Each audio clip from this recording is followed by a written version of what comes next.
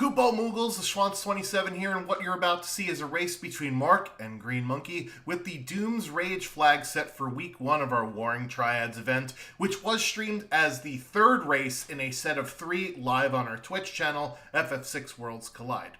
In the beginning of the race, you'll hear an interview with Christopher Warkin, who was a participant of a previous race, so if you'd like the context for that interview, please go watch that race. We'll link that in the description. This way you could follow along for the interview portion of the stream. Don't fret though, the majority of the commentary is about the race that you're watching, Mark versus GreenMonkey, aside from the opening few minutes, and I hope you're enjoying all of the Warring Triads event action that's been uploaded to the channel thus far. Why don't you guys talk about the Doom flag set while I get that set up? How about that? Sounds like a plan. So for the Doom flag set, starting characters is 2. Kefka Tower unlock is 6 and 9. Defeating dragons, at 1 dragon you get auto reflect, 3 dragons is auto haste, and 5 dragons is auto image, which is great for calmness protection. Missing spells from the Doom flag set is the Fire and Bolt 1, 2, and 3, as well as Merton and Ultima. And it seems like Doom's Rage is focused more on physical attacks, with X-Magic and Magic being excluded, and then big swords and strong weapons being the item rewards from dead checks. So you're going to want to just get some really beefy characters to swing some big swords around as many times as they can, kind of thing. Correct. I think my first Doom's flag set race, it was very Atma weapon heavy. It seemed like every dead check was getting me an Atma weapon, so I ended up with Genji Glove, Atma weapon offering on a couple characters. And it lent very well to the final Kefka fight. Yeah, and some of the more esoteric things here is like there's less magic points from fights, whereas there's going to be more rages, and the MP costs are more. Those all sort of feed into that more physical based flag set. We are, however, joined in chat by Christopher Warkin. GG's. If you can call it that. Yeah, so you were flying through this seed, a sub-hour Kefka unlock, and then, unfortunately, the muscle memory of Kefka's Tower sort of took over when you ran into the wall that is the spicy chicken. So I think there was definitely some really positive things you could take from your run before Kefka's Tower. Everything after that, forget about that. Yeah. Pre-Kefka's Tower, great seed. Great run. Kefka's Tower was an absolute disgraceful comedy of errors that I need to, I'll sleep it off, forget this ever existed, take a break for a couple of days, and it never existed. Gotta be a goldfish, my man. I have Dory brain, and it's a good thing. Yeah, there we go. In this case. So I have had the same thing happen to me. Oh yeah, we've all done it, right? Where you're used to doing a certain thing in Kefka's Tower, and if you ever have to deviate from that, you're gonna take a lot of time to figure out what the heck you need to do. So yeah, and I knew I was doing the right thing when I pulled out, because Celis was not doing any damage. And I didn't have the muscle to get through it. Didn't have it. I knew I was doing the right thing. And then it was just a disaster. It was like a train. It was a train wreck. It was an absolute train wreck. And I'm so frustrated and angry, and because this should have been a sub 90. This should have been a sub 90 run. And the fact that it took over 2 hours, I'm just so about it. But I'll be mad. I'll be mad for 30 minutes. I'll go get something to eat, and I'll forget about it. The statues will definitely do that to you. I'm just more interested in figuring out why Celis wasn't doing any damage, so I can prevent this in the future.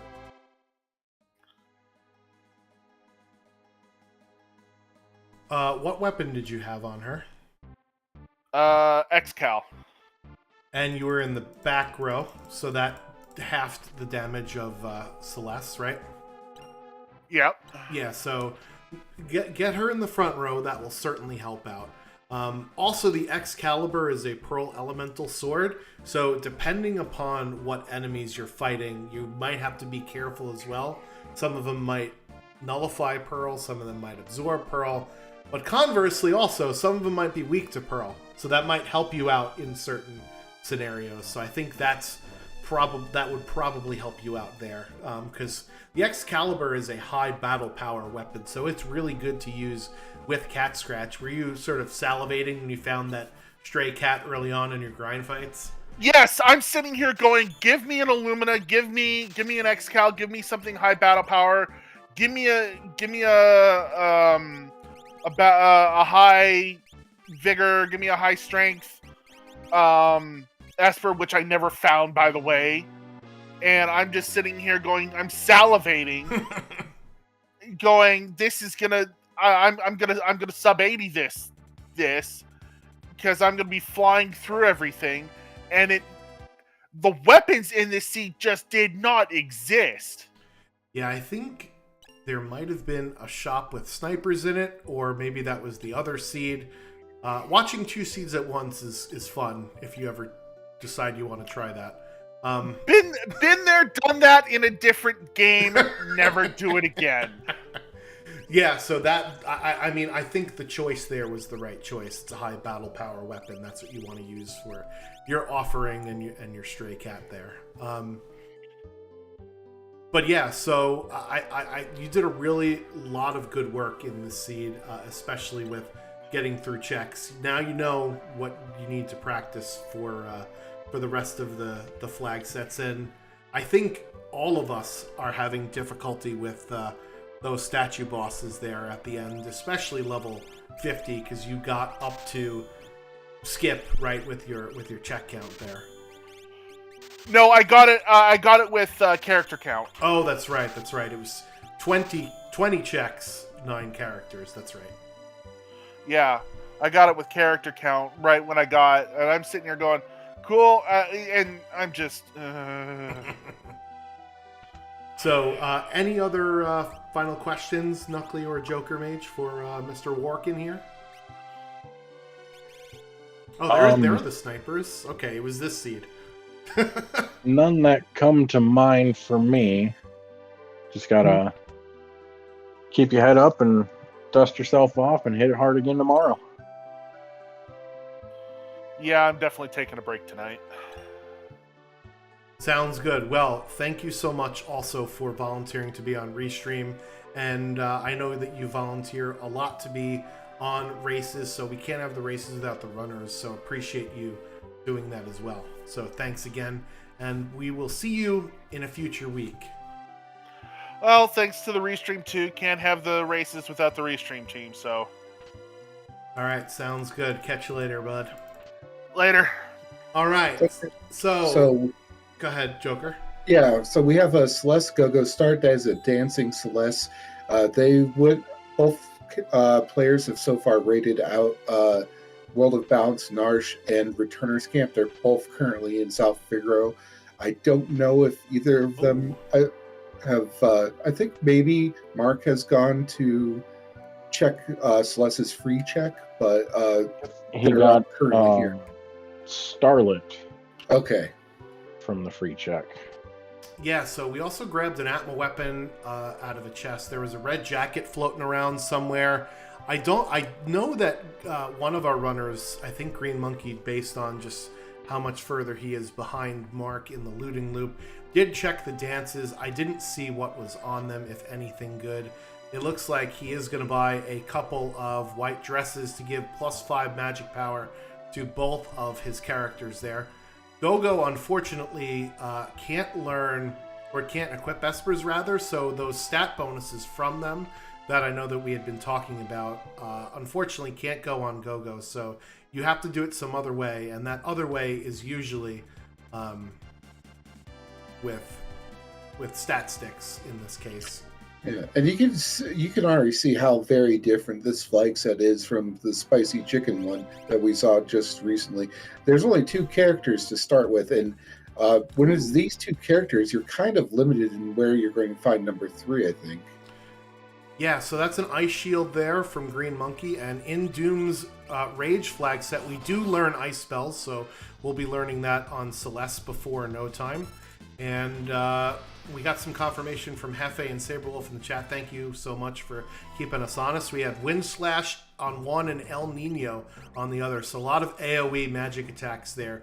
Good for clearing out mobs. So one of the checks that we haven't yet seen is the Opera House, which is where we might find some mobs. And then the other one of Celeste's checks is obviously at the Magitech factory there, with both the South Figaro basement having our Esper there. Mark is going to, however, show us what is in Zone Eater here. Both runners have found a Pearl Rod early and Dragoon Boots. Ooh, nice. I believe both of them have found the Atma weapon.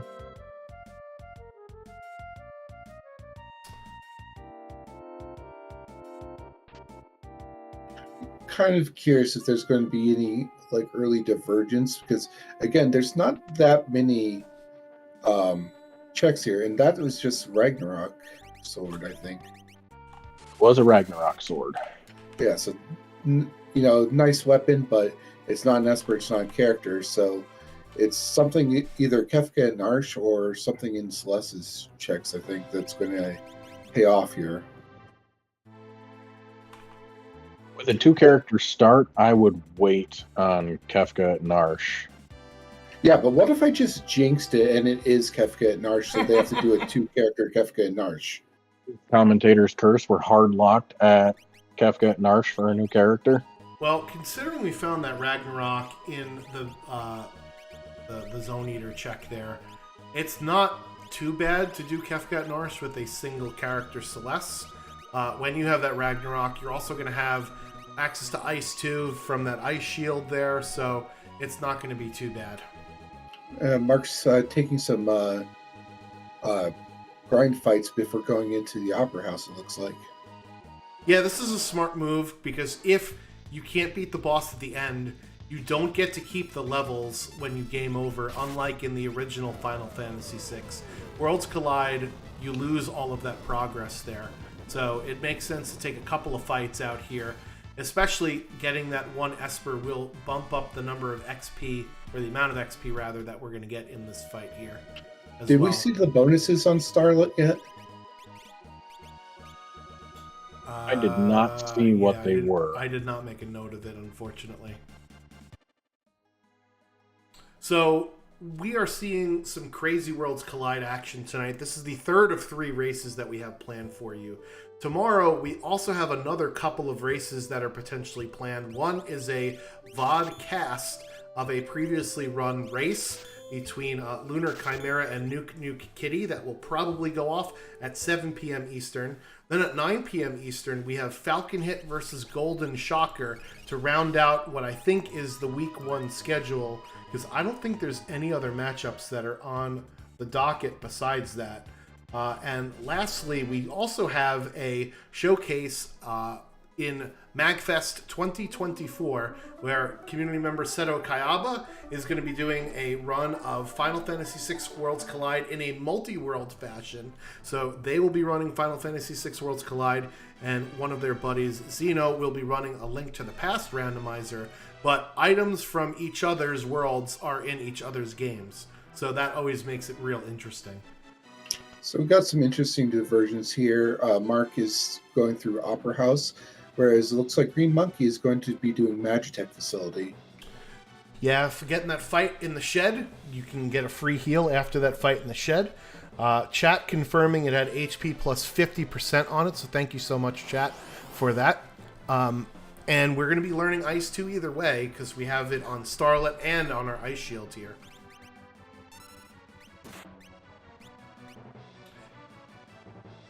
Yeah, so Mark learning another dance from those outside enemies, and the Opera House is great for the dance command because it allows for lots of different AoE spells. In our case, either El Nino or Wind Slash. Unfortunately, Gogo is choosing the incorrect one every single time. That's the unfortunate part about dance.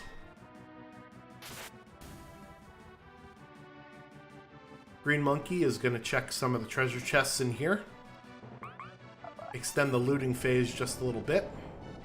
Now, for Magitech Facility, only the last check can be a character. Is that correct? That is correct. The first 2 checks are Esper item only, and then the last check is a guaranteed piece of progression. So that's character or Esper.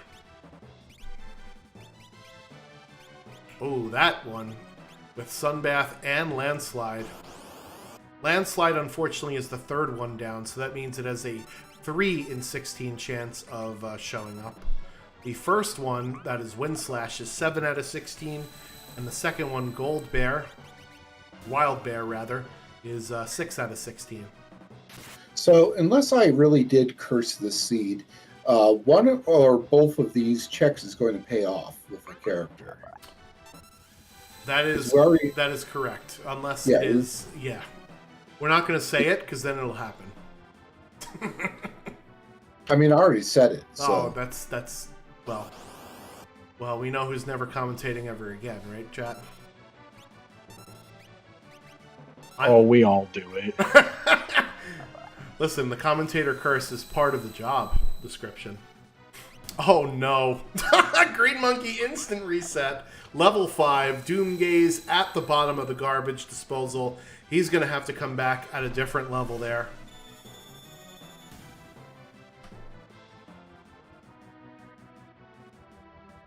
So what he can do is he can take off the Moogle Charm and grind some fights down here. Or he could go on that hook right there and go back up the Magitech Factory and out. But it looks like he's just going to grind to get off a level 5. And you said that there was a Pearl Rod laying around? Yes, both racers have got a Pearl Rod. Alright, so that's what we're going to do against Doomgaze, is we're going to use the Pearl Rod and just mimic it over and over again until it's dead. Because Doomgaze is hilariously weak to Pearl. I will say that Ultra sprite in the Doom flag set is very odd looking. Is it all black? It's all black except for his like green eyes. The Ifrit's, or the Shiva sprite is pretty wild too. That dark purple and black hair. Alright, getting off a level 5 Doomgaze here, and we're going to just throw that Pearl Rod. Yeah, the Opera House was just 6 of leader, them. it looks like. Okay, they were for sale in a shop somewhere. GreenMonkey stocking up on them. And that is Umaro rescuing Maria there at the Opera House. Well, I mean, it's character, but you only get one new check from that. That Umaro is a character. That is the best way I would describe Umaro. Umaro is a top tier character. I guess we're going back to Narsh World of Ruin now. Yeah, so you can peek what the reward is in the World of Balance on your way up to Peak Kefka at Narsh to see how cursed this seed is. That is Unicorn there for GreenMonkey with Doom and Cure 2 on it. So that's pretty nice to see. I mean, do you take the Dragon 2 while you're on the way? Because you have to beat Tritalk to even get access to Amaro's check. So let's check out the flag set here for Doom. One dragon gets you auto reflect. So that is a call that you have to make as to whether or not you want to have the auto reflect status. It's great for, let's say, the statue boss fights, but it might not be great if you want to, let's say, heal your party. So that's a call you're going to have to make whether or not you want that reflect now. Yeah, that auto reflect is both a blessing and a curse. We got Vanilla 24 again. I swear, I think our seed roller just likes to do the same thing and mess with us, right? Because we had 2 Umaros at Guardian in the previous 2 seeds. And now we've had Yep. 2 number 24s in their vanilla spot. I thought you were the seed roller. I did not roll this seed. Ah, And Celeste has got a bit of a dancing problem here, but it's not the right kind. And oh no, it's a travesty! Oh, yeah, that's Did not he how you save have to after go. Doomgaze? oh my god. GreenMonkey accidentally picked the wrong character to be the target of attack, and then of course that wing edge has a chance to proc, so somebody should probably clip that for posterity, just saying. Alright, we're taking the dragon first before we're going through the Tritok and Yeti Cave. And honestly, that's the smart way to do it, because taking the dragon second would increase the scaling. See, I would go at least grab Tritok, because there's a chance of getting an Esper, and you could equip that Esper on Celeste to learn some new magic, because you're basically going to learn almost any spell with the dragon at being at Very 40 true. MP. Meanwhile, Number number 24 24 goes down super easily this time. That is another usage of that Pearl Rod there. So GreenMonkey just chucking elemental rods at the problem, finding his third Esper there. And continuing on the Magitech Factory, so we'll see if there is a character at the end of the Magitech Factory, or if we have to go to the Opera House here.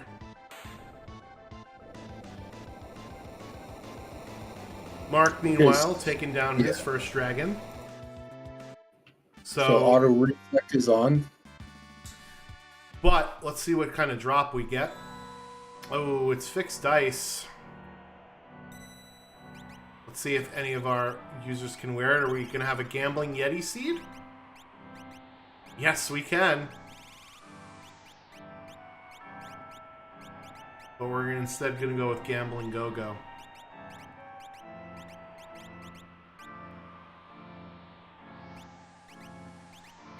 Okay, minecart ride has been initiated on GreenMonkey side. So 3 forced encounters and 2 bosses on this Are part. Meg Rotors vanilla for this spot?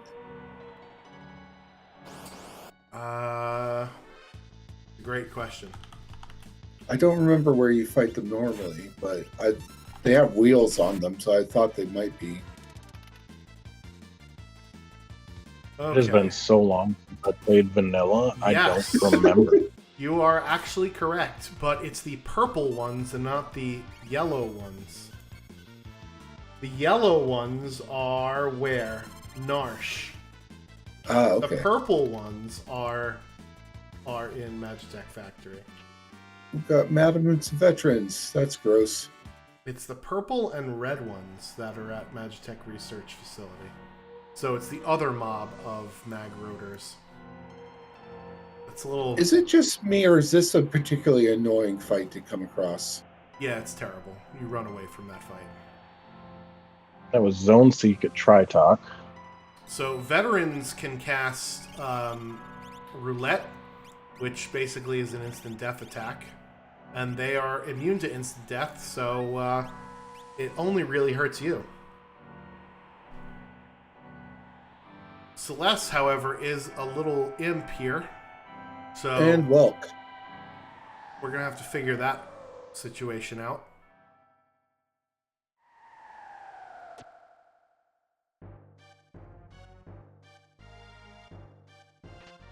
Yeah, there's 4 different Mag Rotors, and 2 of them are not the same palette. And then the other 2 are palette swaps of the other. And that is not the monster in a box we are looking for on Mark's screen. So we're just going to continue on to the Yeti spot. GreenMonkey made very short work of that Welk. Yeah, really leaning into the Pearl Rods. He basically sold his entire inventory for them. Okay, Mark just- peak the Yeti spot, or is he just full commit? We have no idea what this is. So this is a full commit, I believe. And that's an Oh. Esper. So Magitech Factory is full of goodies. It's just not full of a character. And Narapa is at the end. So you know what this means, boys and girls. With Right. Raiden Let's go at ahead the and Narsh. Amaro. Yes. Did I curse it? You did. I feel so honored. This is Joker Mage's fault, everyone. Everybody boo him in the chat. Boo. That's a vanilla Yeti. What's going on here? What game are we playing? I mean, it could just be vanilla Final Fantasy VI with some weird sprites. GreenMonkey, out of the Magitech Factory with some more espers to his name, is going to look in Zone Eater and is going to find a Ragnarok, which certainly would have helped his other fights, but is not going to help him get towards his go mode. So the path through the seed so far, folks, is Yeti at Opera House, leading to nowhere. So you could have skipped that altogether. Kefka at Narsh is the way forward here. I mean, it's probably better to do Kefka and Narsh with 3 characters than with 2. Yeah, so the Hey, question you can put is... Yeti in his own party and send him all the way through. There you go. Yeti can smash. Mark hasn't seen the Magitech facility yet, though, so doesn't quite know that. Yeah, so that's life 2 on that Raiden Esper there from the Yeti Cave. So Mark has a decision to make. Do I go peek Kefka at Narsh, or do I full send through the Magitech Factory anyway? I think I would peek Kefka at Narsh in this case.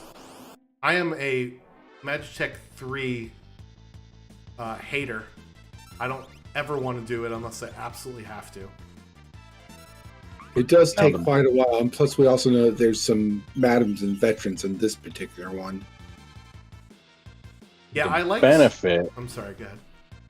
The benefit to going Magitech first, the characters will get more levels, so the character that's at Kefka at Narsh will start at a higher level as well.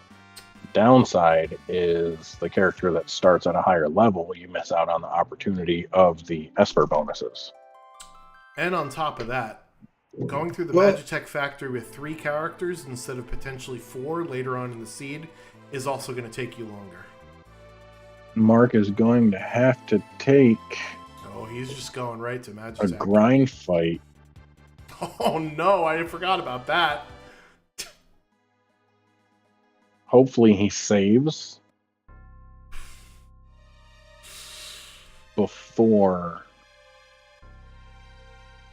If not, I don't know the last time he saved. I would have to imagine it's either right before doing the Yeti stuff or right after. Do we know what level Mark's at? 20. Oh, so not good. Yeah, not good. No bueno. So Doomgaze is going to get both of our runners here. So shout out to you Doomgaze fans in the chat. I mean, it's a Doom flag set, so I guess the Doom's Gaze is going to get some work in. Of course. Now GreenMonkey knows it's either Opera House or Kefka at Narsh. Let's see what he decides to do. I mean, technically, it could be both.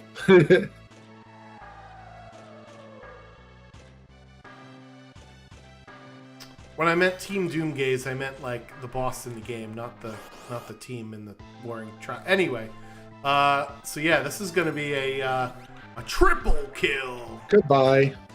Oh, Wait, Maybe not. we're off.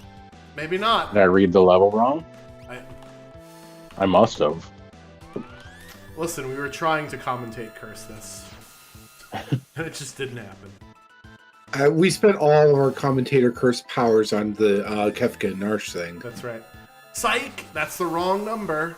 How old is that meme now? It's got to be ancient.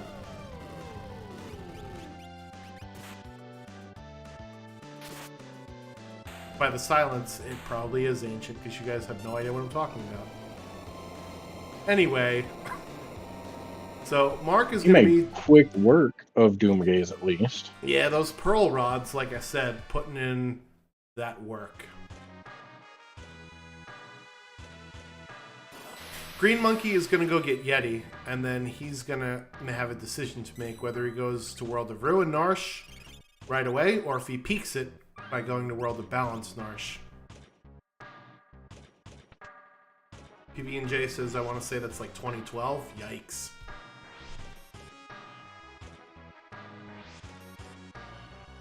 I was at least out of high school at that time. Hefe says Pepperidge Farm remembers. Now that's also a meme that is very old.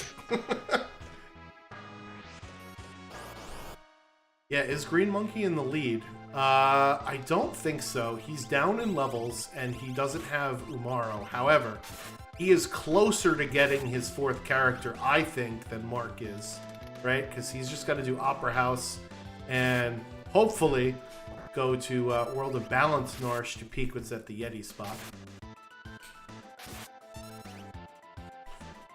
What do you guys think? Is my assessment correct, or am I talking out of my...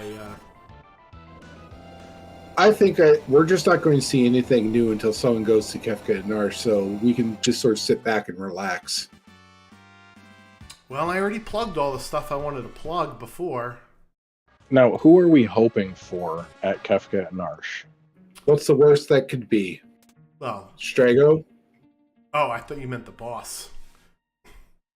I mean, we could discuss both those options. Like, what's the worst boss put there, and then what's the worst character to get off of that? Well, we obviously know what the worst boss is that is going to be there. It's not going to be a statue boss, and it's not going to be Doomgaze, right? So that leaves only one option left, basically. There's a Magimaster, or we could see Ultros 4 and no benefit from the fight. There you go.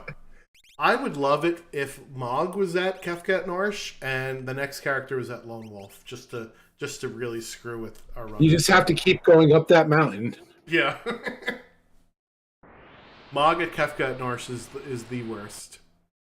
You know, naturally, if it's Mog at Kefka at Narsh, they're instantly going into Moogle defense. Yeah. And then you can have Magimaster at Moogle defense. Stop it, guys. We're terrible people. You know who are not terrible people? Are runners. Make sure you give them a follow. And I don't even have their links in here, so I'm yet a terrible person even more. So let's yeah, especially if any of our further predictions come true, then they deserve a follow.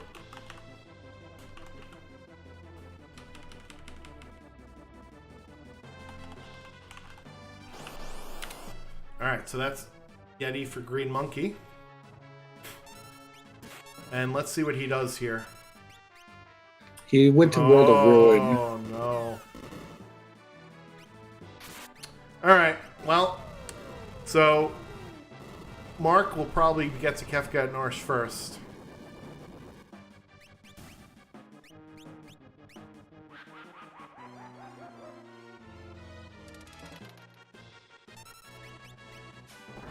So again, twitch.tv/magfest, MAGFEST, for tomorrow's showcase of Final Fantasy VI Worlds Collide with Archipelago Multi-World. That is Seto Kayaba doing that for us. So thank you, Seto, for showcasing our game at an amazing event. We also have several different marathon submissions that are currently awaiting being accepted or not. And all of the money that we raise with Twitch subs and things like that goes towards one of our runners that will be racing in a charity whenever that eventually comes up. So that's where your money's going. It's not going towards me, although that would be nice. It's it's going to a good cause.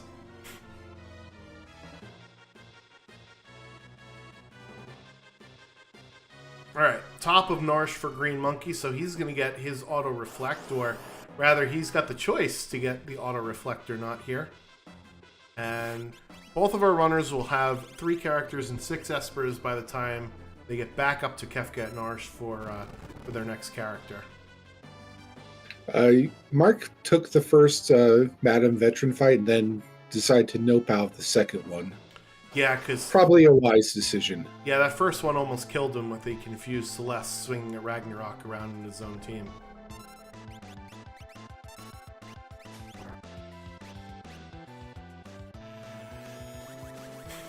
This is why you don't trust the Yeti, folks. Slamming into the wrong part of the shell. You gotta listen to Vix and Wedge.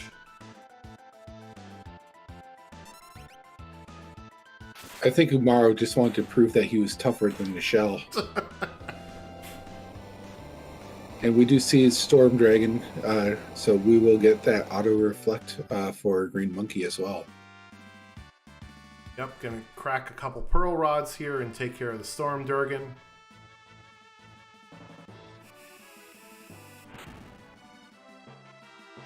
And I think this was Narapa, right, at the end of Magitech? Mm-hmm.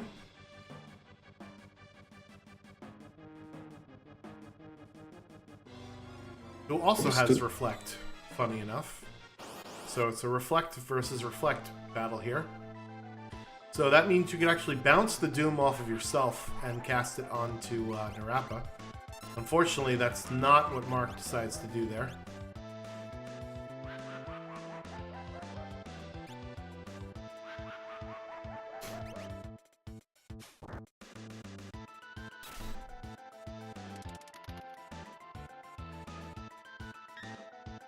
GreenMonkey taking down his first dragon, getting his fixed dice. And we'll get his 2 Espers here between Tritalk and Yeti Cave. Mark gets his 6th Esper at the end of the Magitech factory and knows immediately where to go next. Yeah, by now it should be clear that there's only one option left. All right, chat. Who do we think is at Kefka and Norsh? Get your predictions in the chat right now. Another thing is this doesn't have the Y remove like the Poltergeist one does, so no fun little sequence breaking to avoid Kefka and Narsh for our runners this time. So the fun thing is that even if you do sequence break, right, it's not guaranteed that you'll find a character, because obviously it's a sequence break and you're performing things out of logic. Alright, we got a couple of Sabin, got some Strago, got a Mog, which is the correct choice for being evil to our runners. I'll be somewhat nice. I'll go with Setzer.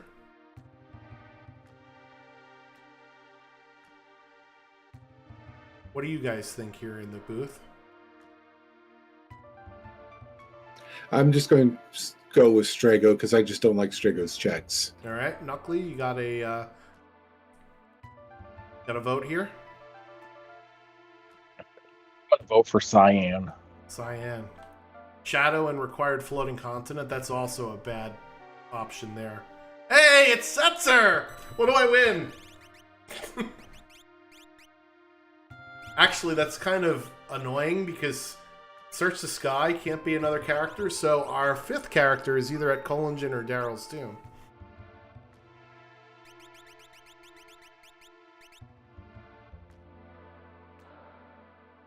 Alright, so now we gotta figure out Tony Danza, who's the boss. That's a reference that's even older than the meme, so I went there.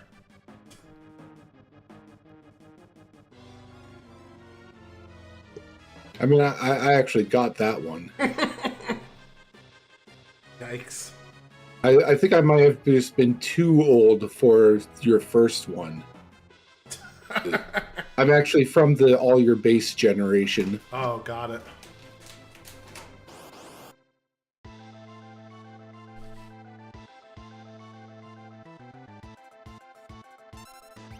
So Setzer, while it's not great, we know Search the Skies is a quick check, and it's either item or Esper. Right, so that won't be our 5th character. You just head right to the cafe, right? Oh, just of go course. get that done and see if it's there, and then right into Daryl's tomb afterwards. Yep. Honestly, I would go straight to Cafe in World of Ruin. If I get another character, I might do Search the Skies before Daryl's tomb. Okay, yeah, I can see that. And that's what I like about Setzer's checks is you can do them all right in a row. Very similar to Edgar's checks. And Mark finished that up while we were talking, so I didn't even notice what boss that was. It was number 128. And yeah, Setzer with a 17 magic power lore. Yick. That is not going to work. However, we do have fixed dice from one of the dragons that we killed. But also at the beginning of the seed, I don't know if the viewers saw it, the pop-ups in the beginning, we have minus 10 magic power and plus 20 vigor. Yep. Little high five going through the Norse tunnel there. GreenMonkey on his way to his Setzer, and Mark going to show us what's at the cafe. Did I miss Mark GreenMonkey? I must have. So he's done all the same checks. That is correct. All right. What are we doing at the cafe? Oh, wow. It's Gao. Morph Control Gao. The best Gao. That's why people laugh at me when I tell them that Gao is my favorite character in the randomizer. I see you folks out there. I mean, you still put Gao in over Yeti, right? Oh, absolutely 100%. Actually, in this flag set with the minus 10 magic power, right? And not really having great spells to cast, I might consider leaving Yeti in until I find some other better character. Like just because that physical damage is going to be pay off a bit more. Veld check right away. That makes sense. Yeah, so the Veld check can only be an Esper or an item. So there is potential here that we get to 6 characters right away within the course of like 5 minutes after starving for them the entire seed.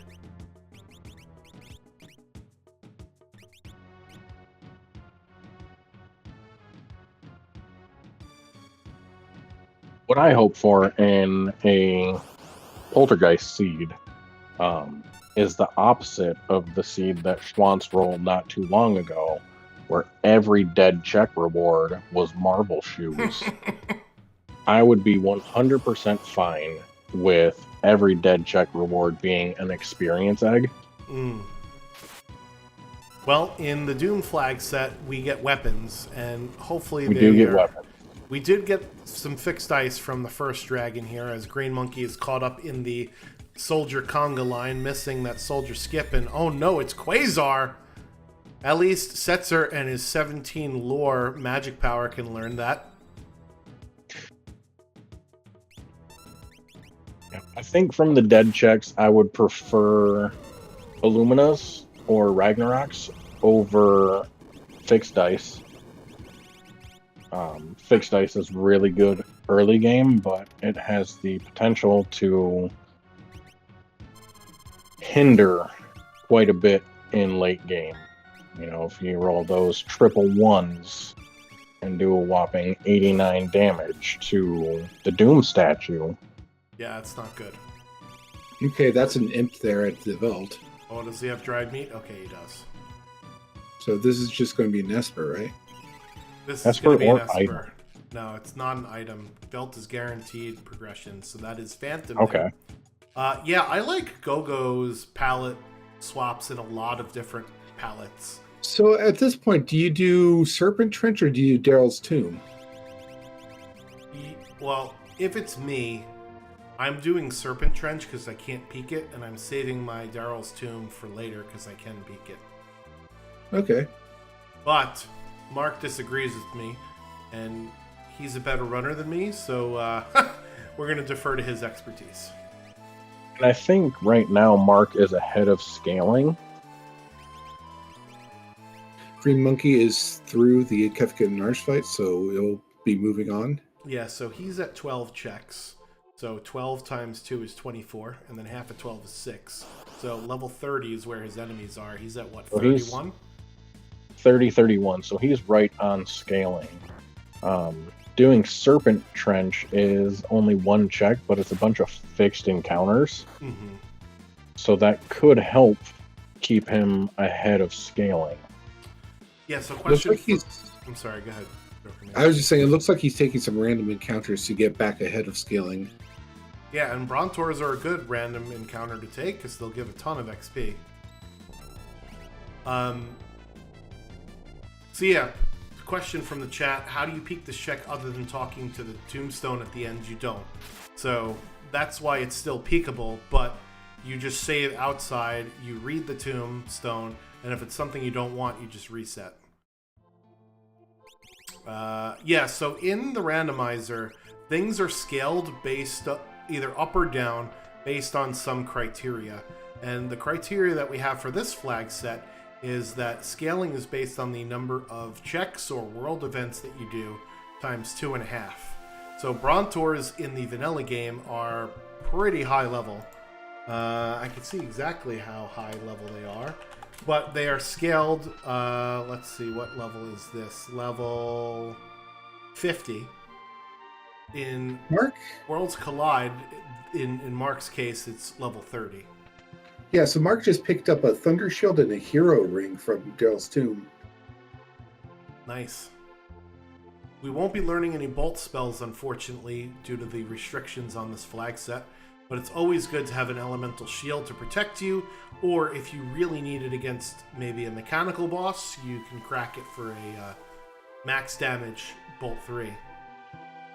Don't use that one against Goddess. Oh, you know what the bad thing is? GreenMonkey went to Collingen Inn in the World of Balance. There were no pieces of dried meat there. I think the dried meat was in the World of Ruin, Collingen. So now he's looking for dried meat. And he finds it in Mobliz, where you find it in the vanilla game.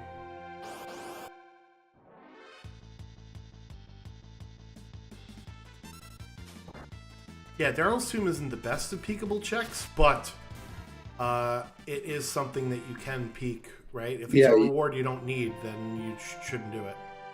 Yeah, you can reset before you fight the boss instead of reset after you fight the boss. Yeah, so that's why I tend to keep my checks that I can even potentially peek for the end if I need one thing or the other. So, Serpent Trench you can't peek. That's a Phoenix Esper. Alright. So that means that our next character is in the Serpent Trench. Very linear seed here. Yeah, this is also going to put Mark at 8 Espers, so it just needs one more after that. So depending on what character we get from Serpent Trench, we might have, if it's one that has like a guaranteed Esper spot, there's also always just going Search Skies too. That could have a high chance of being an Esper. I don't think we've seen the Tizen Thief yet, so that's a potential Esper.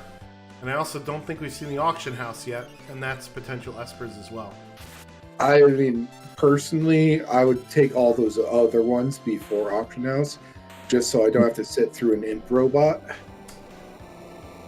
Yeah, so the best way to deal with the Auction House is to go to the World of Ruin. You buy the $50,000 item, so it comes out of the reward pool, and then then the highest chance that has to come up is the $20,000 reward. And, you know, we've been talking a lot about vanilla. I think that was a vanilla Dullahan, wasn't it? It was. Of course. It's like we randomized the encounters, but not the bosses.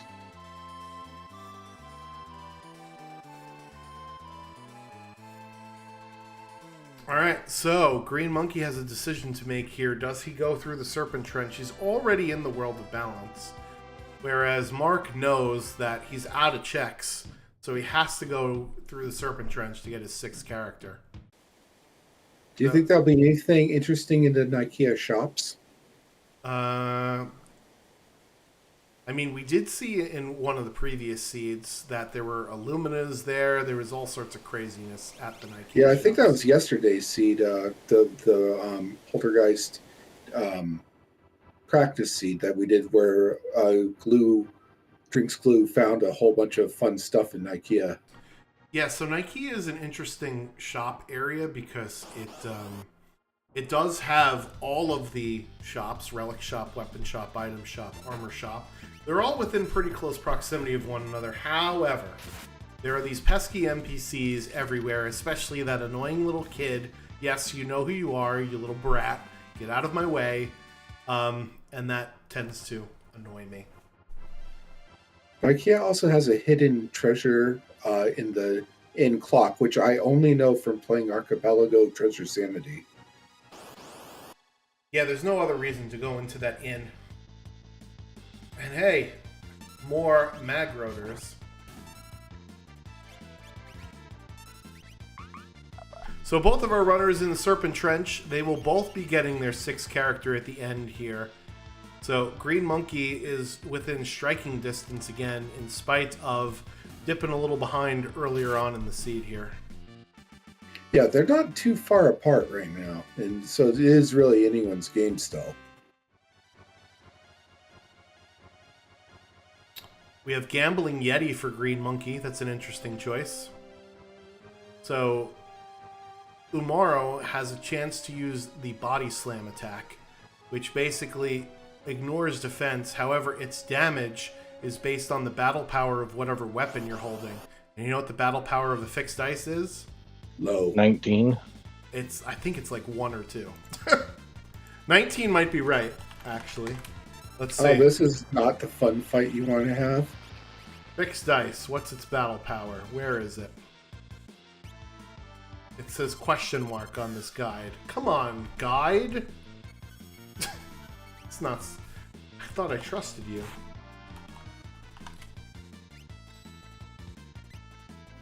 Let's see. Attack 1, hit rate 3. There you go. There's the smoke bomb that we needed.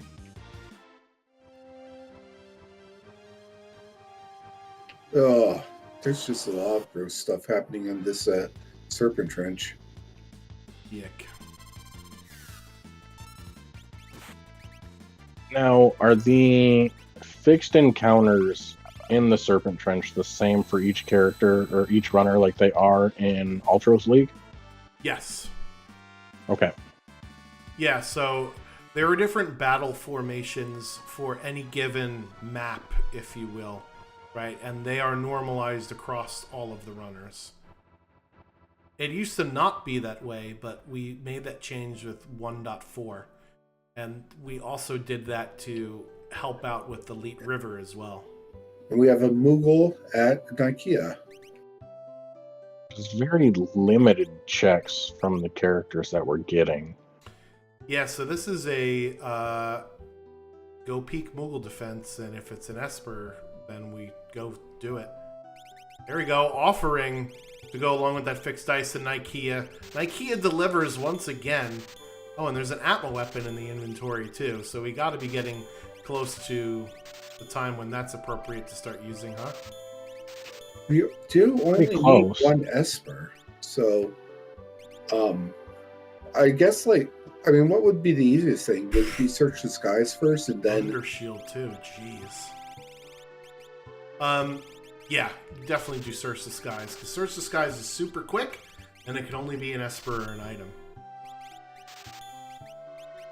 But with Mog now, you have at least one peekable check with Moogle defense. And then you have that Lone Wolf thing, which is another walk back up to the top of World of Balance Narsh. So that'll be a 3rd trip up Narsh in one seed. Because we went up there for Yeti, we went up there for Kefka at Narsh, right? In World of Balance, you can't warp out of the top of Narsh, can you? That is correct. Mark is going straight there instead of checking Search the Skies, though. Oh, wait, maybe he changed mind? Yeah, so Mark is at 14 checks. GreenMonkey is at 12 checks. So we are a long ways off for 23 check skip. I wonder if our runners will try and go for skip. We have an 11 Espers for skip, so we only need 2 more Espers. Or we can get to 9 characters, which at this point seems likely in order to get 11 espers, but we'll see what our runners decide to do here. On the flip side to that, how many checks was Mark at again? 14 for him and 12 for GreenMonkey. Okay. If they decide they want to go for auto image from the dragons, that's another 4 checks. Which is still a ways away from skip. Oh wait, it's 5, isn't it? Yeah, so let's bring up this flag set again while we're in the menu. 3 is auto haste and 5 is auto image. And we have not seen Fenrir or Golem in this seed yet. So auto image would get us calmness protection, which would be an interesting play for our runners here. And also right now, I believe believe Saberwolf just said, so glad we're on the same wavelength there. Both runners are pretty much on scaling. So if they take out dragons, it'll help push them ahead of scaling, but also keep the statue count, or the statue scaling down. We have Strago at Moogle Defense.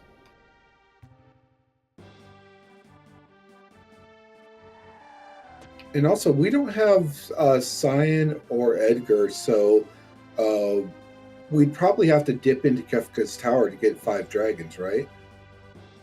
With Strago, that gives the ability for the Dragonet Fanatics. I mean, even without him, you can get the Dragonet Fanatics. Yep. Which would still put us going through a full clear of Kefka's Tower. But it would put our characters ahead of statue level. Well, what I was saying is, like, if you want 5 dragons without Cyan or Edgar, one of those dragons, at least one of those, has to come from Kefka's Tower. Correct. No, you can. Nice. Yeah, so you can go to Phoenix Cave and do the dragon, and not but there's only 4 dragons in the outside Kefka's Tower. Oh, yes, you're right. You're right. Without Cyan or Edgar, yes, you're absolutely right. So now GreenMonkey has a choice of fixed dice and another offering. But he's going to use Atma Weapon because he is not a heathen. Look at this party.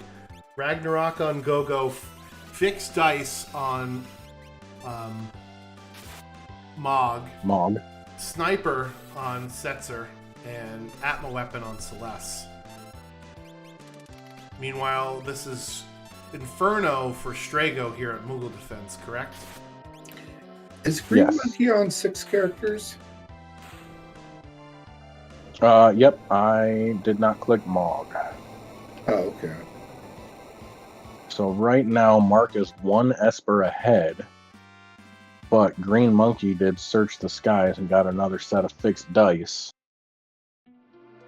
Yeah, so that means we've got to do one of Strago's checks for another Esper.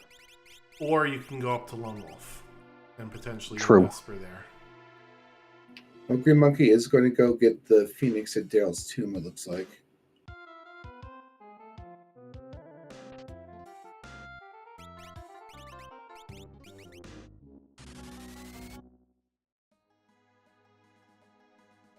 Alright, so Mark, not interested in the 3rd trip up to Narsh, is going to go the World of Ruin to do some Strago stuff. Ebbets Rock, maybe? Ebbets Rock is certainly the fastest of the Strago checks.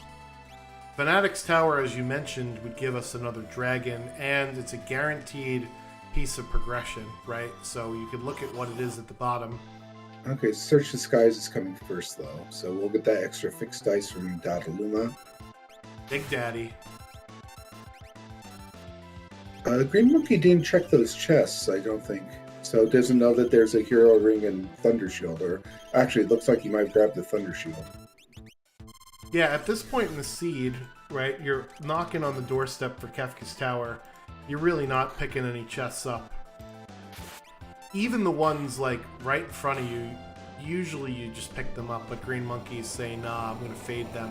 Because I went, and last location, basically every single one of my characters this seed, so I would like to finish this as soon as possible, please. And he is full committing. Good thing it's an Esper here that we know of. But he saved inside the tomb. Yeah, you could warp out of Daryl's tomb with warp stones. True. Thankfully. Alright, so Mark is going to try and buy his go mode here to Zen. We have not seen this. We don't know if this is an Esper or not. It is very expensive, though. Switch over to balance and check it. Yeah, unfortunately for us, Dullahan will absorb ice. And here's a spell you don't see very often. Reflect, question mark. Does Dullahan absorb Pearl? Oh my god, it's 64k in the World of Balance. It's actually cheaper in the World of Ruin. Zen Thief learned from the 20k or 640 GP seed we had not too long ago. Dullahan is... I don't think he's weak to Pearl, but he doesn't absorb it. I think he's weak to fire. Let's find out. Weak point, fire. Yep. He is weak to getting smacked with powerful weapons, too. Yeah, a big sharp stick to the face certainly will help. And Mark is selling off what he can from his inventory to go and get that Bismarck. Yeah, so that's his go mode there, and GreenMonkey gets his 8th Esper as well. So we'll see where GreenMonkey decides to go. And he is trying to buy that go mode as well. So he's going to do the same song and dance that we just saw Mark do, pretty much. What is the conditions for tower skip for this? If you look... 9, 11, 23. Yeah, so I have it in the little description in the lower right-hand corner. 9 characters, or 11 Espers, or 23 checks. And I don't think any of them are pretty close to that, are they? No. Mark is at 17 checks. GreenMonkey is at 12, but no, he's got to be more than that. He's at least 14. He just hasn't updated his tracker. Possibly clear out the rest of the accessible dragons, then go kill one of the dragons in tower to get auto image, and then just full send against the statues in Kefka? Well, we know we have Phantom, and for some runners that's good enough for calmness protection. I don't like using Phantom as calmness protection because I screw it up almost all of the time. But these are very high caliber runners, as I mentioned earlier. So they might be just okay with using Phantom as calmness protection. Yeah, and Mark's divided his party fairly evenly, so he's probably just wants to get this done in one go. Sub 1 hour Kefka for Doom Seed is pretty good. So sometimes a very linear path with last location and characters can be fast if you don't have that many branches to go down. I mean, he does also have, like, fixed dice offering, which can do some damage. And he is not maxing out on the scaling of the enemies. So his enemies will be scaled at level 34 plus 9, which is 43. Whereas GreenMonkey's... another offering. GreenMonkey's will be at level 37.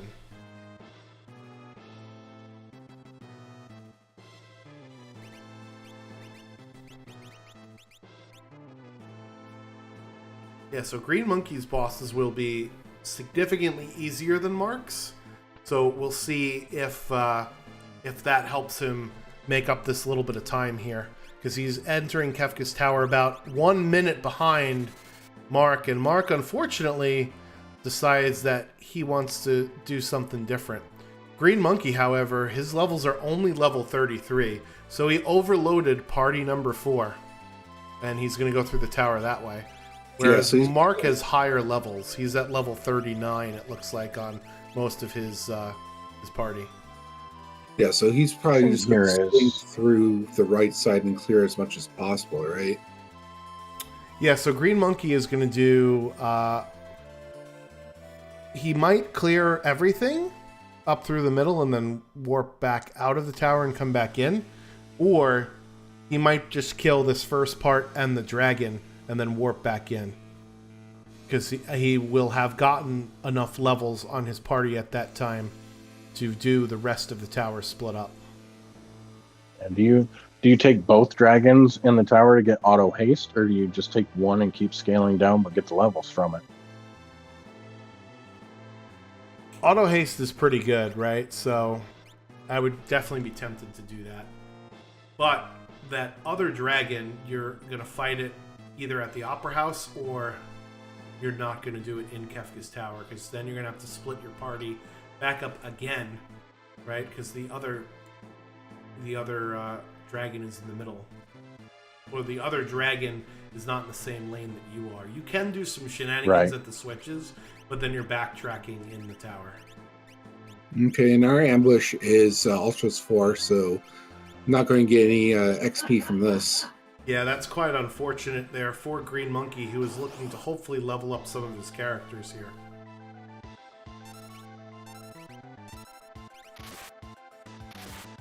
Now, in the Ultros League, what bracket are these racers in? They are both in Mega Elixir, I believe. Let's see. Yeah, so GreenMonkey finished in 7th place in Mega Elixir, and Mark, I swore was in Mega Elixir, but he's not actually. He's in Elixir B, and he was in 3rd place, just 1 point behind 2nd place, and 5 points behind 1st place. So basically a Mega Elixir caliber player in his own right. I know he's been in Mega Elixir on more than one occasion, so these are the highest levels of our runners here. And that just goes to prove that anything can happen in these flag sets. So we had a sub 1 hour into Kefka Tower. Mm-hmm. I have not competed in Ultros League. I am still very new to the league. My best time for Kefka Unlock is 104.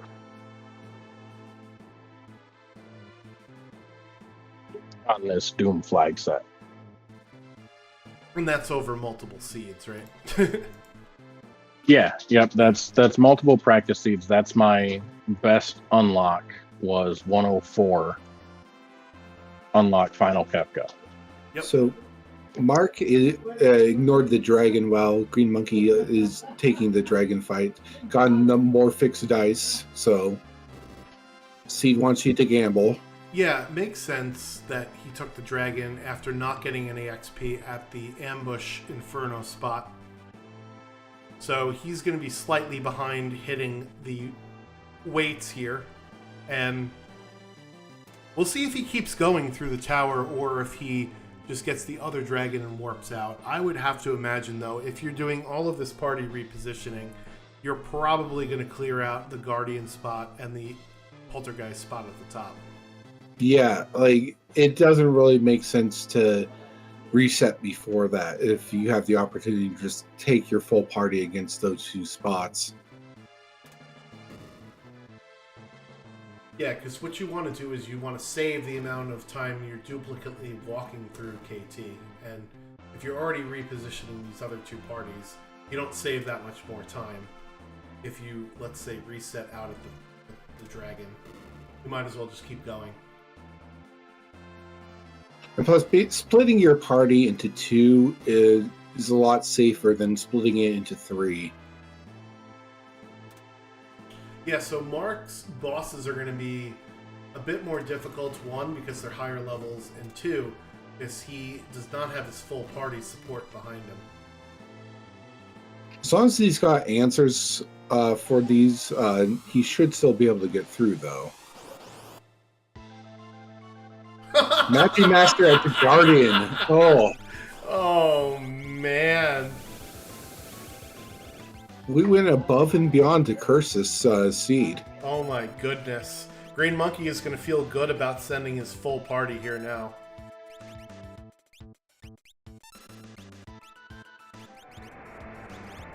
Yeah, so Magimaster, very high physical evade, very high physical defense.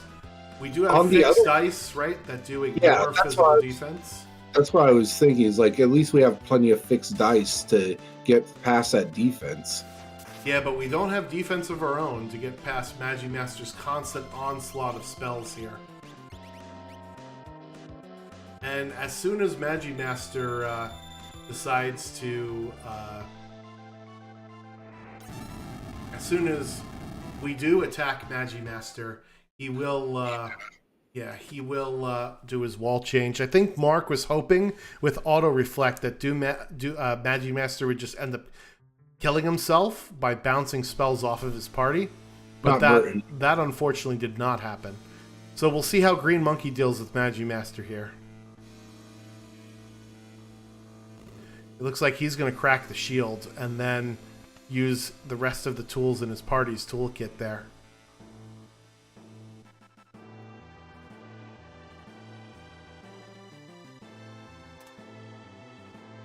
Oh, Fixed Dice Offering coming in big time here.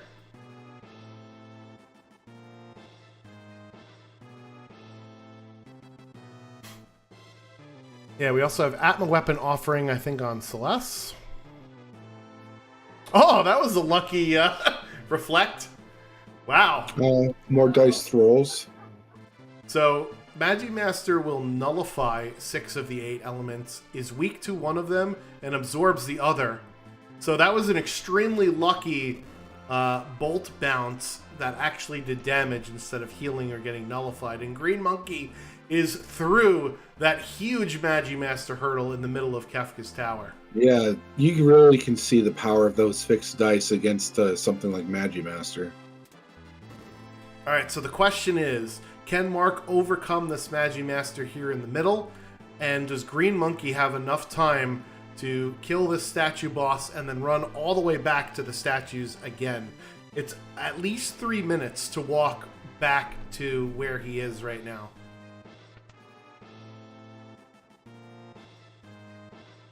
Goddess is the one up the middle spot here. Weak to getting smacked in the face and getting dice thrown at you. Mog's Fixed Dice coming through when it counts here. Incredible. MVP, most or Moogle valuable player. There it is. Alright, so now GreenMonkey has to warp back out and take the rest of his party in. Do we think that he peeks the statue spot to see which boss it is on the other side?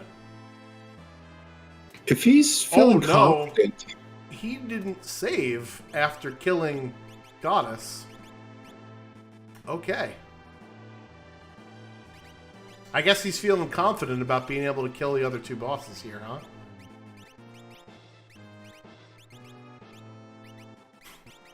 Alright, so it looks like Mark is now better preparing himself with the Fixed Dice and offering for that party here.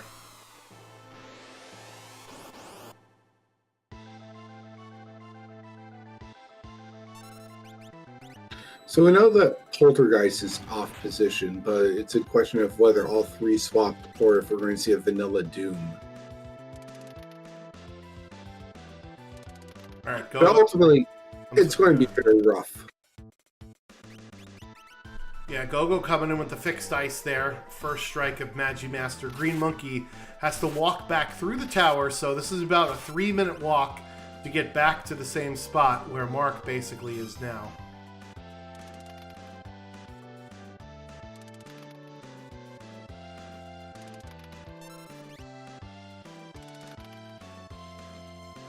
I mean, Mark also has to get through Goddess with these 2 characters.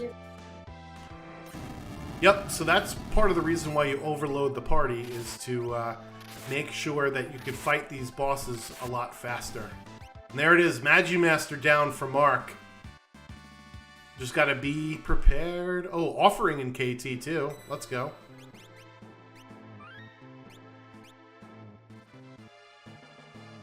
I mean, the seed apparently just wants you to do a whole lot of gambling. Yeah. Well, listen, fixed dice does ignore defense, and these statue bosses have a heck of a lot of defense.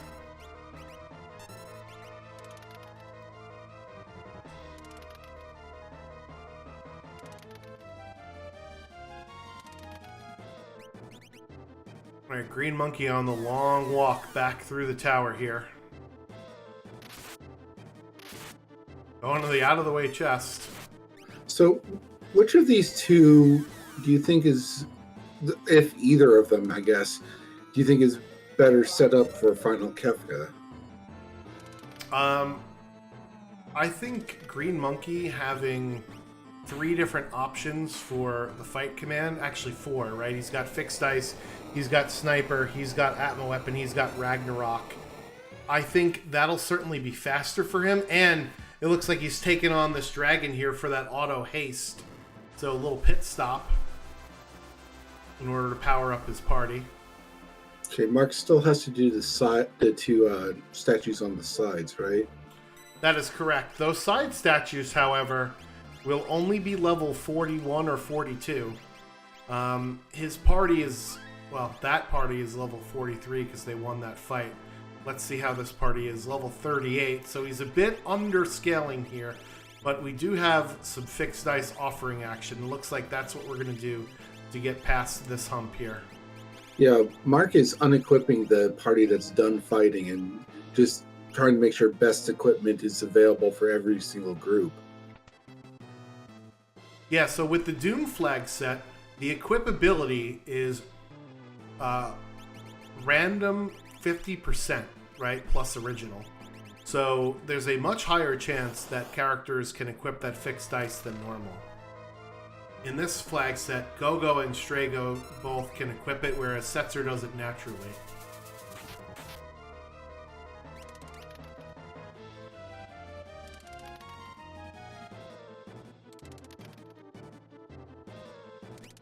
Alright, so it's Poltergeist on the left-hand side, right? We were pontificating whether or not we got a full statue shuffle, and it seems we do here.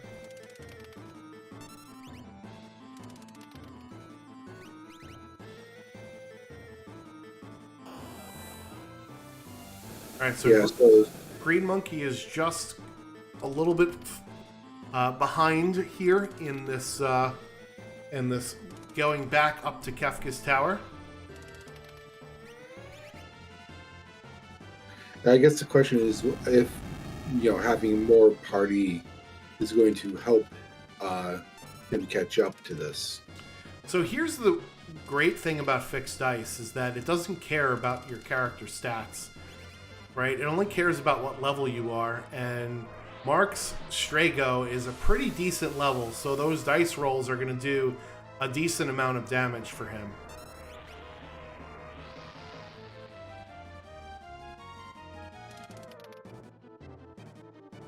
So it's almost as if he has a quasi-second character here, right? Whereas GreenMonkey definitely has 2 very good characters in his party that will be going up against Poltergeist here in just a second. Poltergeist is down on Mark's side. Yeah, so GreenMonkey just about a boss behind here. As you see how much time it takes to walk back through KT.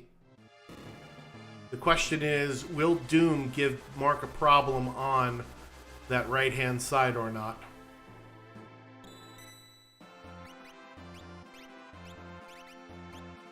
How many more levels does Mark have over Monkey?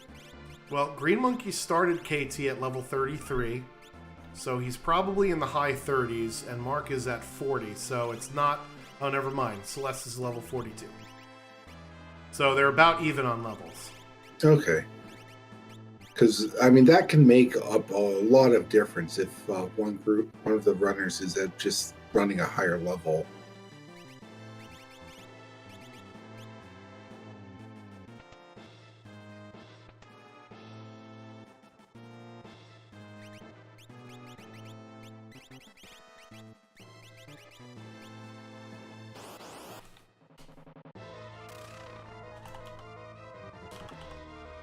And this is Mark's last statue, I think, right?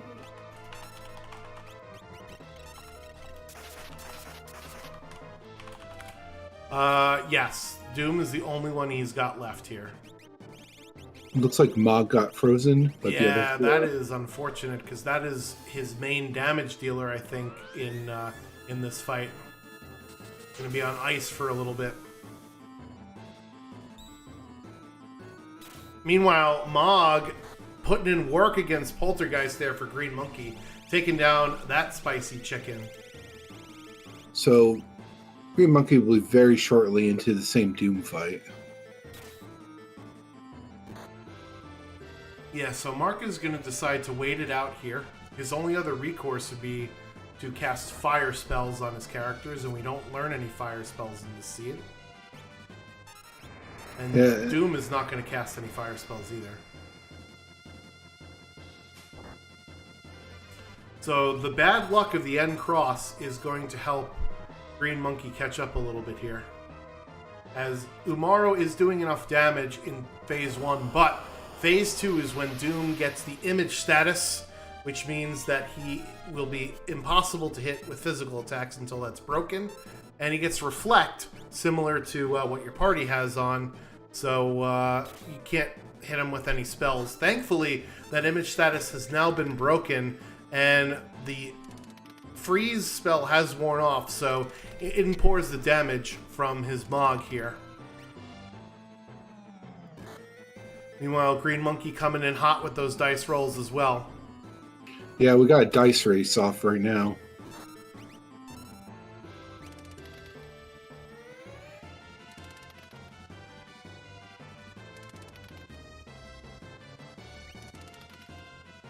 Yeah, you love to see it happen, folks. Who's got the better RNG rolls? That's what we love our randomizers for, isn't it? Ooh, the quad nines as GreenMonkey overtakes Mark here with those incredible dice rolls. But we have to wonder, chat, if GreenMonkey's luck will continue on into Final Kefka here.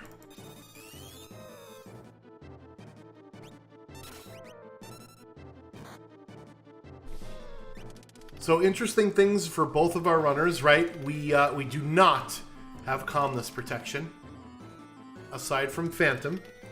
And I don't know where we stand on instant death or mute. I don't think I've seen it yet, but that doesn't mean we don't have it. As GreenMonkey steps on the switches just as Doom goes down for Mark. Yeah, this is super close. The other interesting thing is that with so many offerings flying around, Tier 1 is going to get very interesting here, Joker Mage. Yeah, I'm kind of spooked because if you kill those things in the wrong order, they can hurt you. So as this third race is coming to a close, I just want to thank my my broadcast booth here, Knuckly Kong, doing the tracking and some of the commentary. Thank you so much for doing that. It has been incredibly difficult to put on this production with two different races at the same time and then 3 back-to-back and keeping track of all of it. So shout outs to you. Thank you for doing that. And then Joker Mage as well, talking the talk with me in the commentary booth as we get set here for GreenMonkey's Final Kefka. We do have instant death, so that's a nice notch on our belt here. That looks like it hit. I didn't see it miss at least, so long arm is down.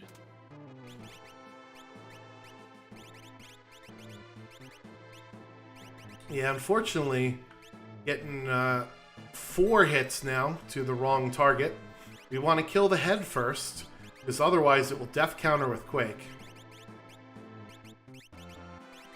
And look, he's looking around for float, I think, and does not have it.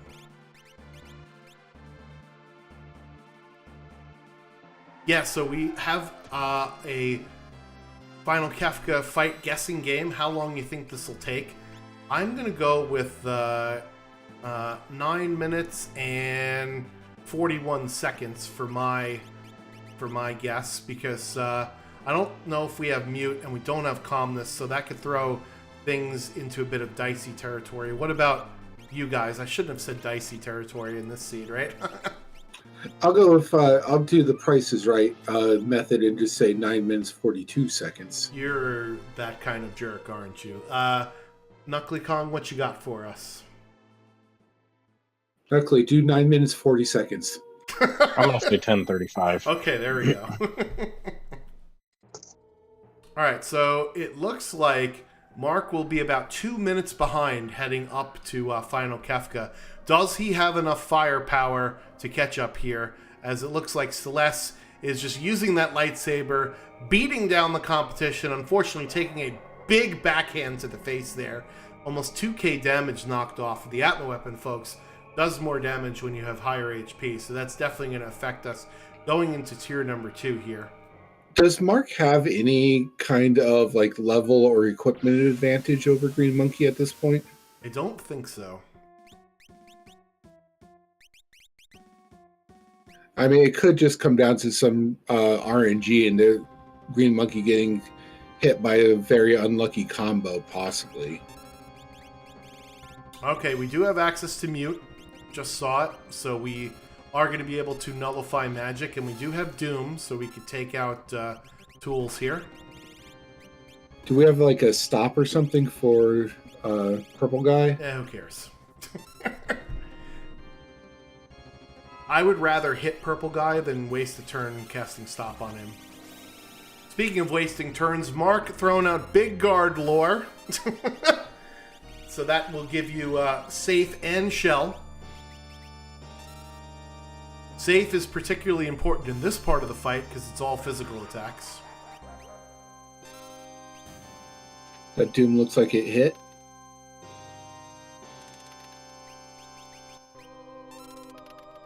Yeah, so Celeste at full health is putting out above 15k damage per turn.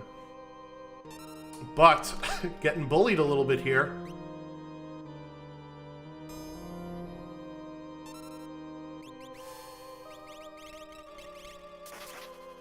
We do have access to Ice, which is the weakness of Tiger. But GreenMonkey's team is mostly made up of physical attacking. We have Atma Weapon offering, Fixed Ice offering Ragnarok, and Snipers.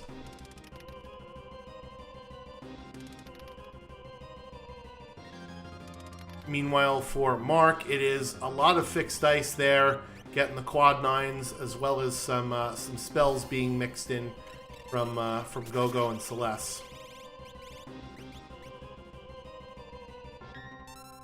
You want to be careful on Tier 1 to not let your offering users go wild, because you might kill things in the order that you don't want. For Tier 2, it's not nearly as important as Tier 1. And out comes the 10 hits. So we'll see where our team is at. And here's the thing about both of these runners, remember Joker Mage, that we did get auto reflect, so it's going to be a lot harder to heal our characters in this fight. Yeah, and I think we said that Phantom really was the only option for Calmness Protection, because this auto reflect I think would also prevent us from using Life 3. That is correct. I mean, it'd be pretty hilarious for someone to forget that and then Life 3 them and then get Life 3 onto sleep, and then you're I guess you gotta go through another round of calmness then. Yeah, that would revive sleep for 8,000 health. Oh, and that's within. Isn't that within the Meteo range then? Yeah, that would be not fun. Oh, that's gross. Yeah. All right, just magic is left for GreenMonkey as Mark starts his Tier 2 fight. So not a lot separating these runners. Again, it's going to come down to execution here, as we have basically the same stuff, because the runners basically did the same thing. That first Doom oh boy. missed. GreenMonkey is going to be in a world of trouble here. Look at the HP values on his characters as he's going up to Tier 3. Yeah, it can be very scary if, they decide to pull off at his starting Merton or something. The good news is that we do have a Mega Elixir from beating that Magi Master at the Guardian spot, but then we don't get to use it for Fallen 1 after this. So let's see what happens with GreenMonkey here. bit of a hold our breath and see. Because remember, he also did start unequipping some of his shields in preparation to throw them. Thankfully, it's just a Pearl Wind before he gets off that Mega Elixir, so really nicely done there. I think the auto haste may have played a part in allowing him to get some of these turns off before that opening Merton here, Joker Mage. Yeah, and it looks like they did a nice enough, like a fairly decent amount of damage to Girl with that fixed dice offering roll.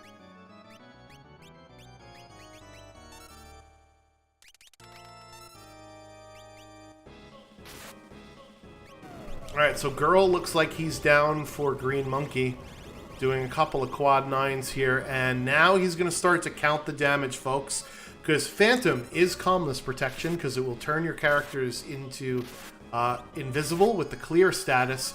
However, that also means that any magical attacks will definitely hit your party, and oh no, Calmness comes out before the Phantom is cast, and Mog goes down. R.I.P. Moogle in the chat. Going up to tier number 4. Of Monkey's damage output was coming from that Mog. Mog was definitely the high roller on his team because he was using the fixed dice offering and dropping a ton of damage in some. Okay, that's kind of a spooky loss then. Yeah, so it is a loss. However, he still has Celeste, who has been doing upwards of 15,000 damage a turn at full health with that Atma weapon offering, and Setzer has fixed dice offering as well, along with Gogo with the Ragnarok, so I still think he's in pretty good shape here. It just depends on if he could bypass Fallen 1 here, because remember, he had to use his Mega Elixir on the first turn of Tier 3. So this will be really interesting to see if he could put Kefka into a state where he bypasses that Fallen 1 spell here. So we'll see what these dice rolls have in store for him. And if not, then we're going to have to start to heal up the party a little bit with some consumables. He's already put quite a bit of damage onto that. All right, so the hyperdrive counter means that he is not going to get the Fallen 1. He has bypassed that phase here. And it looks like he might wait for Goner in order to finish this attack, as to not proc another counter attack of a Hyperdrive or a Havoc Wing. So let's see what happens here as he waits it out. Meanwhile, Mark is moving on to Tier 3 with a lot more health than GreenMonkey did when he got up to Tier 3. So here comes Goner. One last chance to pour some damage in before both Gao and Setzer go bye-bye. Some fixed dice throws, some Atma weapon, and I think we're going to start to see some shields being thrown here as well. There's a lot of damage coming out, so... Oh, the miss! Oh my god, the miss! Yeah, that was not what we wanted. Is he going to be able to get another turn off with Celeste? He does before the Goner comes out due to that auto haste, and that's going to do it. GreenMonkey taken GG. down. Final Kefka 1:28:13 is his time. Get your GGs in chat for him just going for it. That was insanity. Yeah, that was a kind of a crazy seed. Just, a very linear one. GreenMonkey, it felt like he was behind for quite a bit. But managed to pull it off, like able to get ahead at some point. And even after losing Mog, had enough power there to get through the end. 9 minutes and 49 seconds on that Kefka climb, and GreenMonkey is joining us in the booth for an interview. GG's, congratulations on that victory and that seed there. What a close one, as unfortunately that's what happens when you mistime your Phantom. Mark eating a full party Meteo, but he will be going on to Tier 4. Who is he going to be missing? Clutch block by Gogo, so his whole party's coming with him. So talk to us a little bit about this seed. Very linear one, unfortunately. Yeah. And how has your Doom practice seeds been for you? What's kind of your strategy with this flag set? Oh, great question. One thing I think I like to I jumped into M-Tech really early, like level 5. I was just like, I'm gonna go fight some bosses. I think with the the checks times 2.5 as opposed to character Esper Dragon times 2.5, it's like, I don't know, the first few bosses are paper, and then eventually they're not paper, but I'm a big believer of like take advantage of it early, and just get into the checks. So that's why I kind of dove in there, especially if I can find some rods or something like that. Yeah, you did pick up a bunch of pearl rods at the beginning of the seed to power you through, I think, your first sets of checks there. Rods definitely helped you move along a bit. You were a little behind for, I think, the majority of the seed here. I think just because of some menuing and, of course, the Doom Gaze mishap that you had at the beginning. I had a few like mental breakdowns. I like Kefka and Nourish. I fought every single soldier. I was like, sorry, you were grinding to get a better, better I was levels, grinding to I was trying to be smart about level gaining against Maligas or whatever their names are. Also, I've been told that I probably need to apologize for that, since I was the commentator who cursed your seed with pre-4 characters Kefka and Narsh. Oh yeah, it was like the worst thing you can imagine at the beginning, as far as just like go Morrow and Celis. By the way, Mark finishing up there, 131.21. Get your GGs in chat and tell him we said so in his chat as well. So yeah, what was your Kefka Tower? You decided to walk through it twice, playing it a little safe, and man, were you rewarded when you saw Magimaster at the Guardian spot? Yeah, and of course I didn't save it after Chupan, and I had a bunch of those moments this season where I got lucky but yeah, it was I like that. I was like level 34 coming in, and I figured I could either. It was a long way to the skip. Sometimes with the Doom flags, it's like, oh, you just need to pick up a 7th character and you get the skip. Other times it's like, I don't know, 23 checks, and I was at like 17 or something like that. So that was the seed. So there was no chance of you trying to go for skip after last locationing every single character, basically. Yeah, exactly. So I was in Mog's, like, checks are kind of awful in a lot of ways. Yeah. unless you have a reason to be a Narsh already, You don't want to go. You mean you don't want to go up Norsh for the 3rd time in the seed? Come on. Exactly. They're sick of me up there. How many Doom flag sets have you played so far? When I practice, I tend to do like a lot of openers and not really. I think I've finished one other Doom seed, but I've played probably like 6 openers or something like that. Okay. I'm just curious, like, how do you feel this particular seed did compared to like other Doom seeds that you've ran? I think this one was a little trickier. Both the early offense situation, or the early character situation, I guess, more, and also just like at least weapon wise, and I did find those 2 offerings, or the offerings in whatever you call it, IKEA, and so that was nice. If I hadn't found that, it would have, I don't know, like, I imagine I would have been in a little bit of trouble, because it was like I had a rag, but what I found in these is a lot of times you just pick up stuff as you go, because the weapons are so nice from the checks, but there was so few dead checks in this one, we just didn't get as many items like that. No Genji gloves either, so there was kind of like not as much. And a lot of the stuff came kind of late too, so I don't know.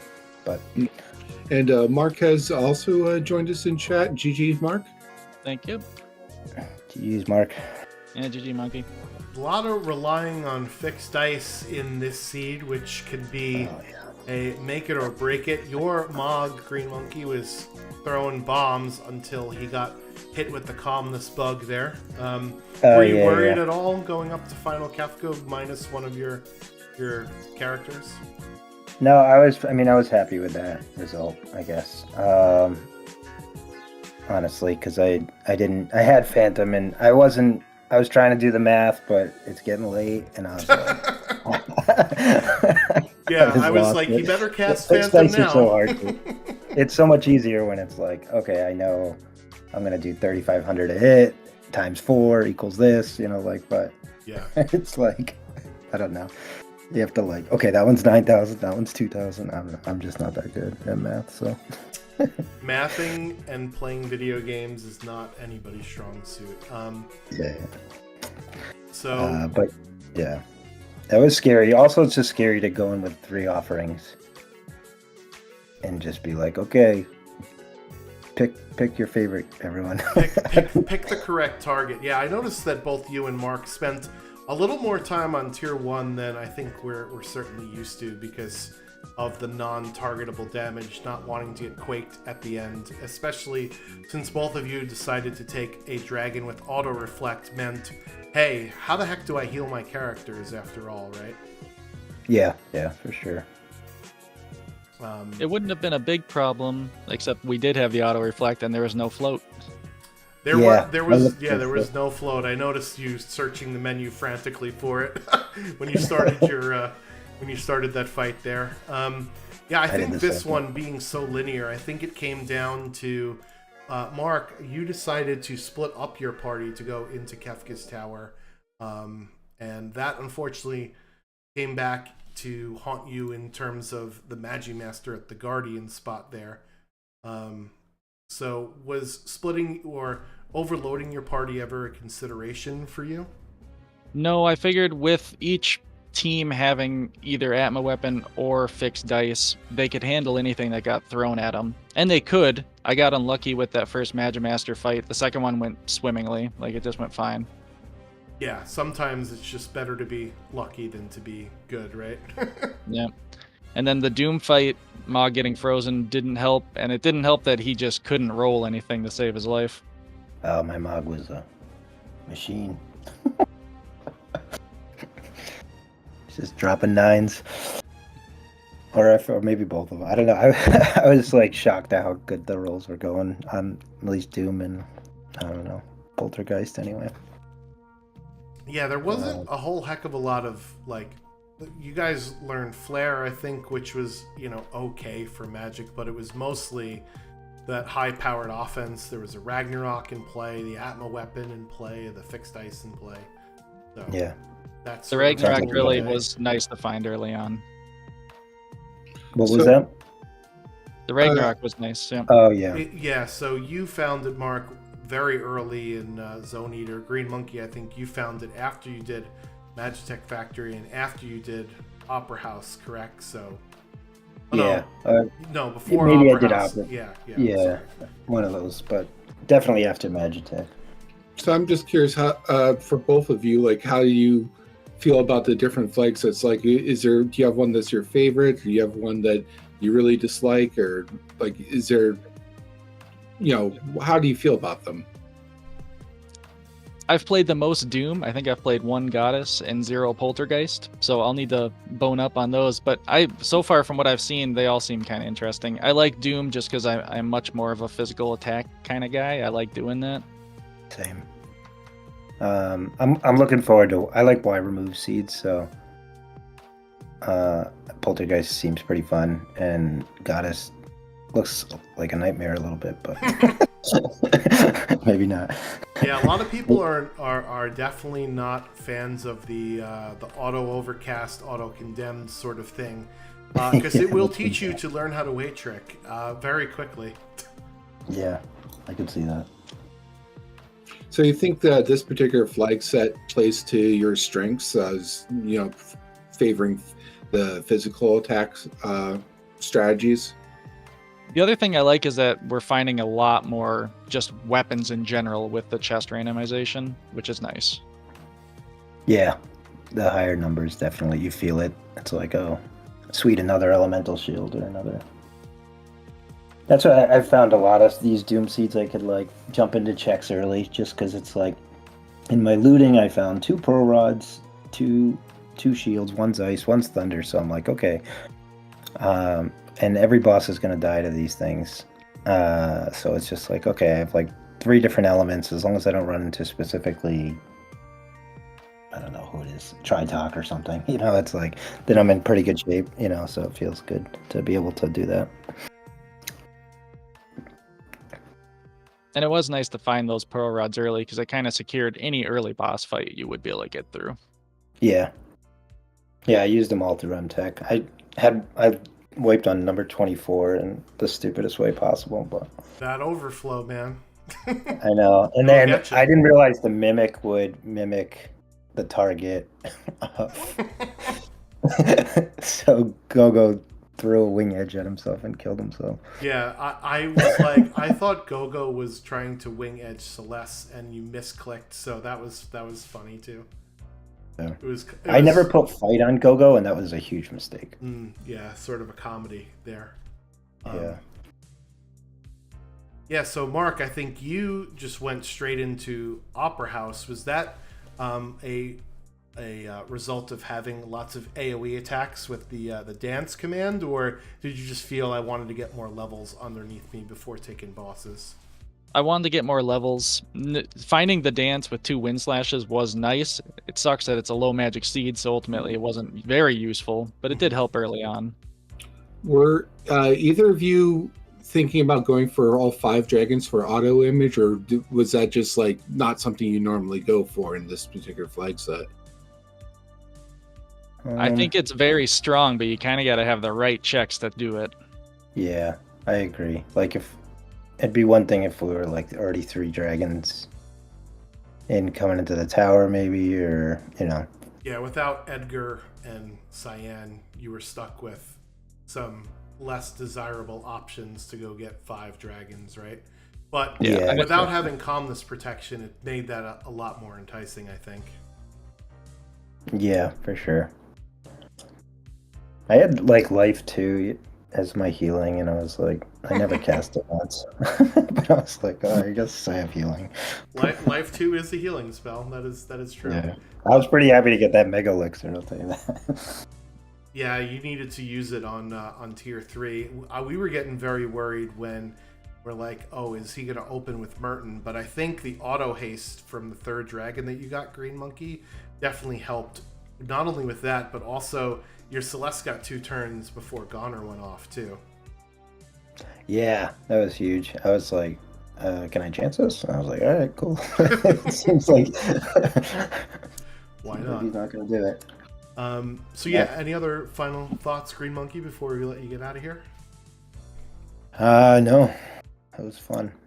All right, well, thank you for agreeing to run. Can't have the races without the runners, so appreciate that, and good luck with the rest of the tournament. See you hopefully in the bracket stage.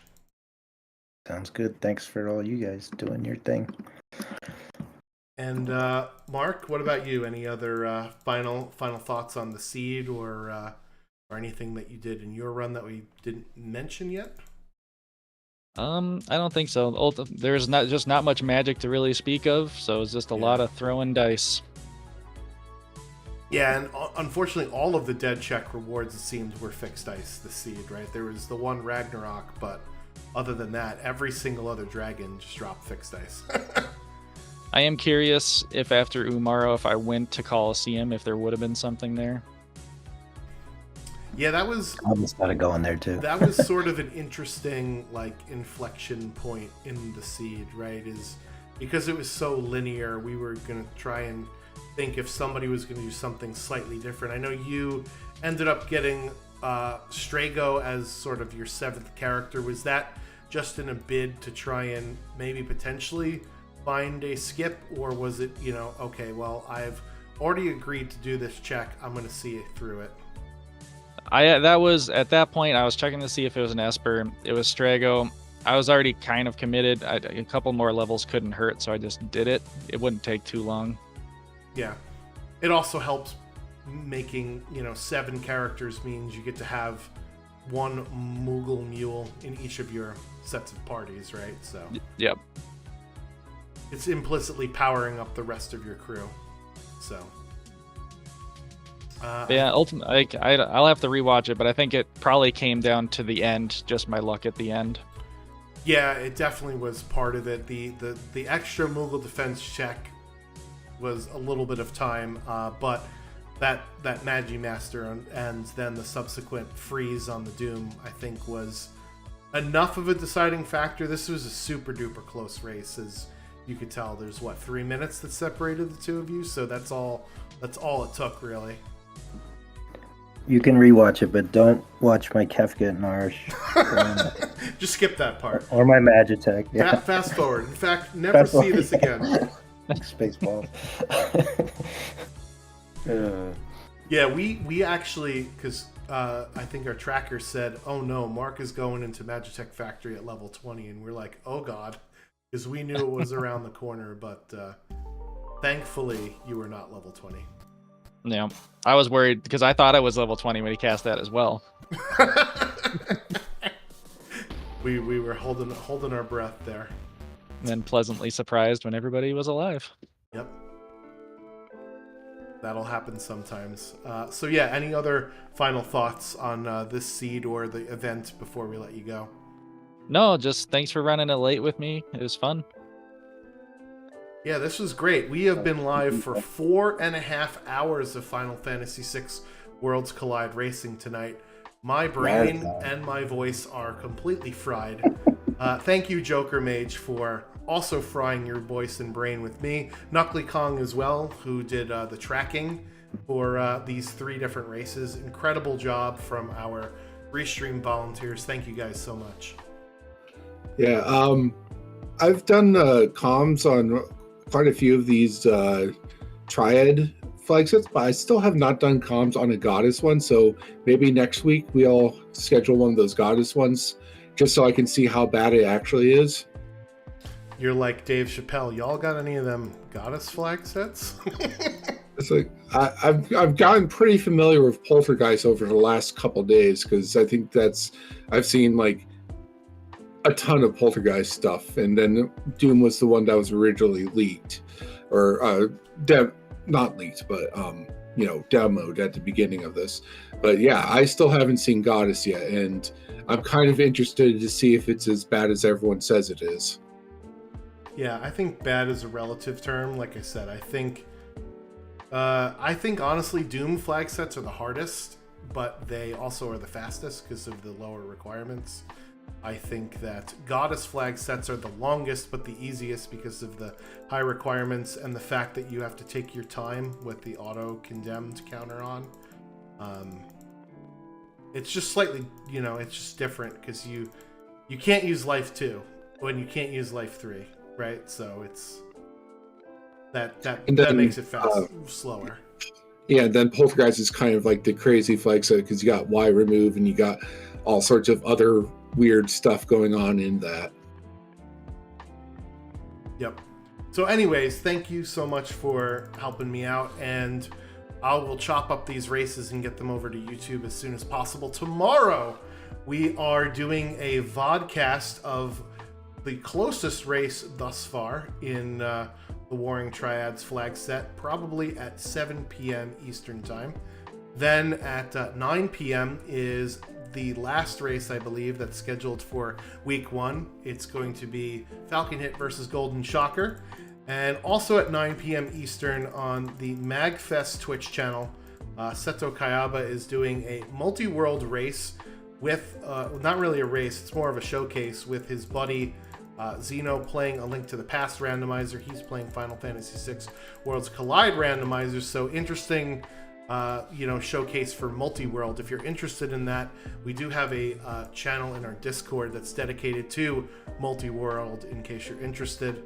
I think that's it. Did I forget anything, Joker?